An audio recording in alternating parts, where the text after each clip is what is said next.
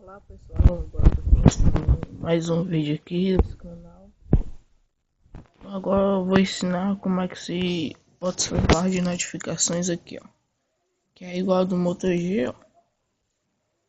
Isso aqui. E aqui em cima, ó. Tá vendo, galera? Tá diferente. Meu celular é um LG. Vamos logo lá. Aqui, ó. Primeiro você tem que baixar esse aplicativo aqui, ó. Esposa de instala. Aí você instala. Você vem aqui. Aí aqui vai estar aqui, ó, Framework. Só que quando você baixar, vai ter um nomezinho vermelho aqui.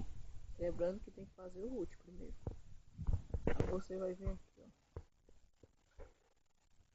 Aí quando você chega aqui, você vai ver e aqui, ó, tem instalar e atualizar. Você vai ter que apertar instalar e atualizar. Aí vai apertar em OK. Se não tiver o root não vai dar certo. Aí quando vocês fizerem isso, vocês voltam. Aí bota aqui, baixar. Depois que baixar, aí tem muitas coisas aqui, ó. Tem os mods que dá pra fazer. Tem umas coisinhas aqui. Aí também vocês podem vir aqui em configurações aqui, ó. Ativar download, baixar versões baixadas e tal. Resiste aí, ó. Gente, é bom. Aí vocês, depois do primeiro, vocês vão em móvel. Aí vocês tem que baixar o External. Aí depois que baixar, até é disponível na Play Store. É External. Aí vai estar desse jeito, vai estar sem essa caixinha aqui. Vocês vêm e apertam nessa caixinha aqui. Aí eu vou tirar aqui. Aí vocês vêm, quando sair do Explosive, vocês vêm em External. Aí depois de External vai ter isso aqui, ó. O meu tá mudado aqui, algumas configurações, o meu é diferente. Aí, por exemplo, eu vou...